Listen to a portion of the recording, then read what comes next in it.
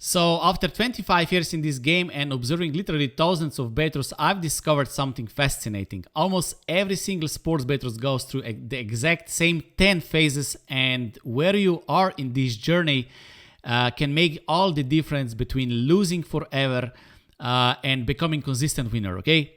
Most people get stuck at phase 3 or 4 and never advance, which is exactly why 95% of all bettors lose money long term.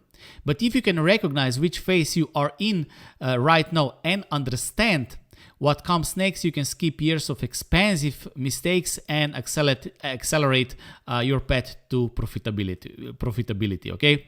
So let me walk you through all the 10 phases, because I guarantee you'll recognize yourself in at least one of them, okay? And more importantly, you'll see exactly what you need to do to move to the next level. So throughout this journey of building my betting career from broke bartender to someone who's made this their primary income source, I've had the unique opportunity to observe thousands of bettors, and including myself. So all the guys at the bar who would brag about their wins, people in online forums and social media asking for picks, serious analysts building complex betting models, winning bettors, and everything in between. And what I noticed was that almost everyone follows the same predictable pattern, the same progression through distinct phases, and understanding this progression is like having a roadmap for your betting development. Okay, so let's start with the phase 1. Phase 1 is what I call I pick winners, and this is the rookie stage where you're focused on trying to predict outcomes instead of defining value. So if you're bothering who will win the next game, you're just a rookie, okay? This is where almost everyone starts, including myself, and this is completely natural. You watch a game, you think, let's say that Patriots are going to beat the Jets, so you bet on Patriots, okay? You're treating betting like a prediction contest where the goal is to be right about who wins or cover the spreads, the same thing. But here is the problem. Being right about outcomes doesn't automatically make you profitable if you're not getting the right price. It's like buying a stock because you think the company is good without caring whether you're paying $10 or let's say 100,000 American dollars per share.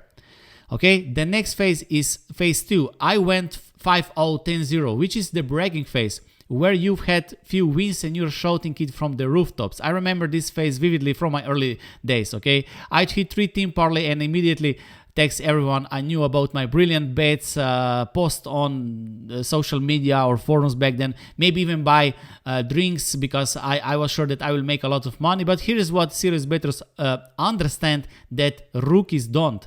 Short-term results are just noise. They don't tell you anything about anything meaningful about your betting skill level or long-term prospects, okay?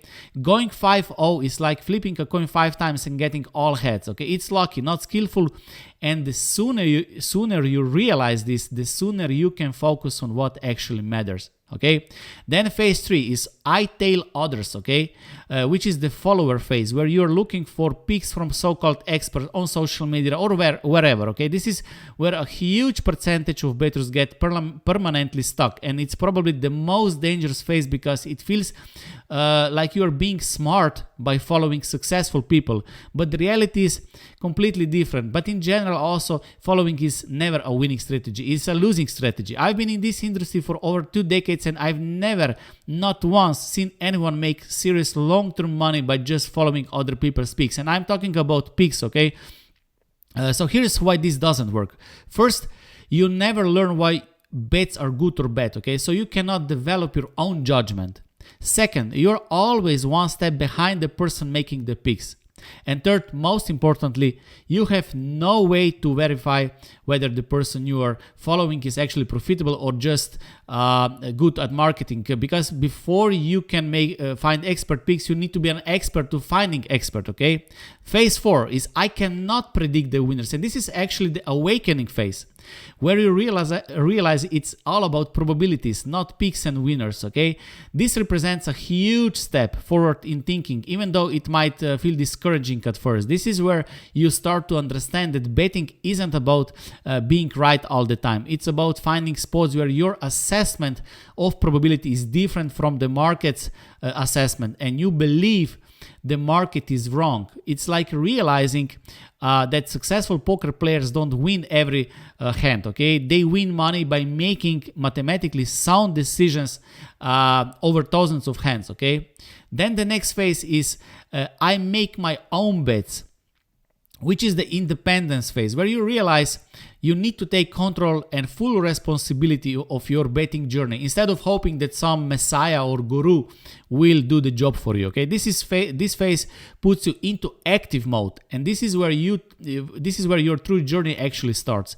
Instead of waiting for someone else to tell you what to bet, you start doing your own research, forming your own opinions, and taking responsibility for your results. Okay, you have IQ, age, people, courses, books, and you take responsibility. This is massive mindset shift from being passive to being active, from being dependent to being independent. Okay, the next phase 6 is I bet on value and I use numbers, which is the math phase, where you understand that betting is all about numbers, not gut feelings, not handicappers or ESPN storylines. Okay, this is where you start calculating expected value, probabilities, your own line, comparing your probability assessments to find implied probability of the odds, and making decisions based on mathematical advantage rather than emotional attachments to the teams or tipsters or players or whatever. Okay, you stop caring whether you like or dislike the teams involved and start caring only about whether the math supports the bet. Okay,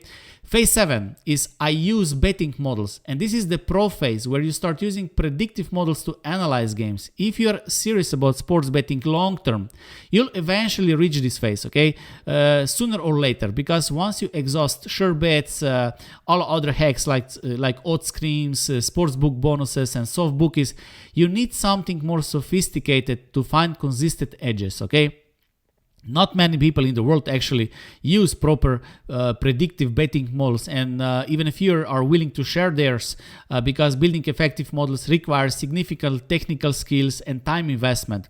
But betting models can analyze games in seconds and identify positive expected value bets that would take hours to find manual, and it is your unique way of betting. Okay, the next phase 8, is I track CLV, which is the sharp phase, where you understand the importance of closing line value. Most people don't even know what is closing line value. Okay, this is where a very small percentage of sports bettors end up. Okay, if you track closing line consistently, your betting knowledge is likely above 90% of all bettors in the world.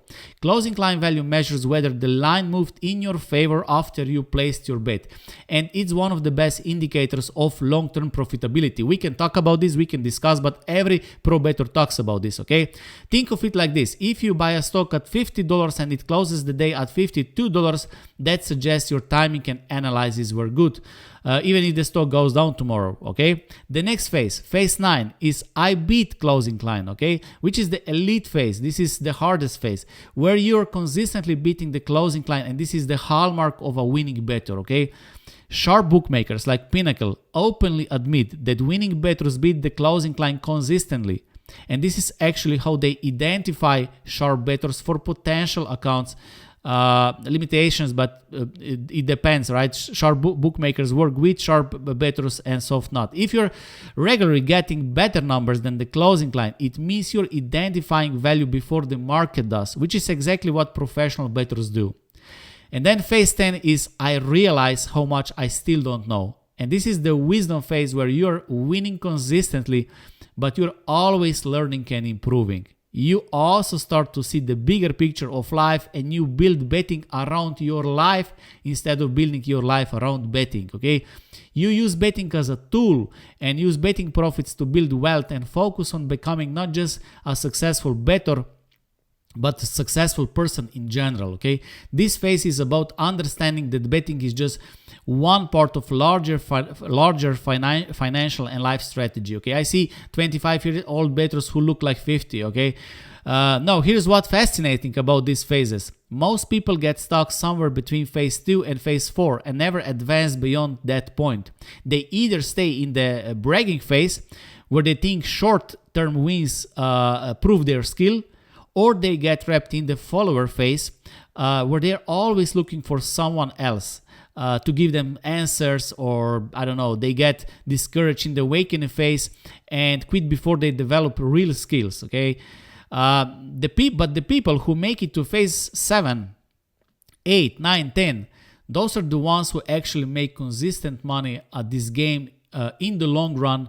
But getting there requires patience, discipline, and willingness to treat betting like a serious skill that needs to be developed over time, rather than a hobby that should provide immediate gratification. Okay.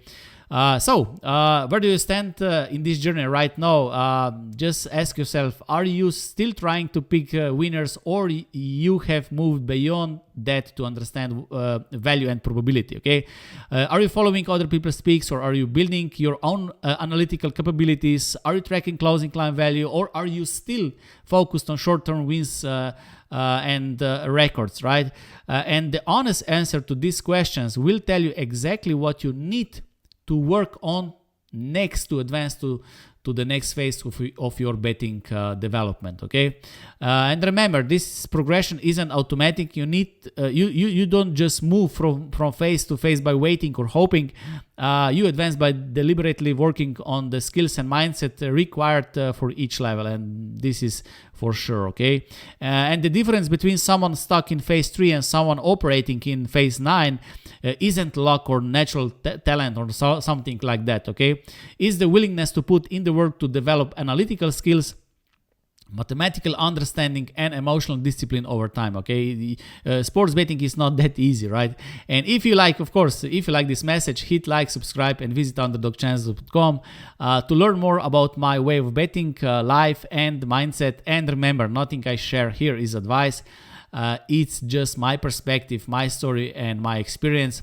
For some, it might spark change. For others, maybe not. But whatever you take from it, own it, test it, and take full responsibility, as I always say, for how you use it. Okay, so thank you for watching. See you next time.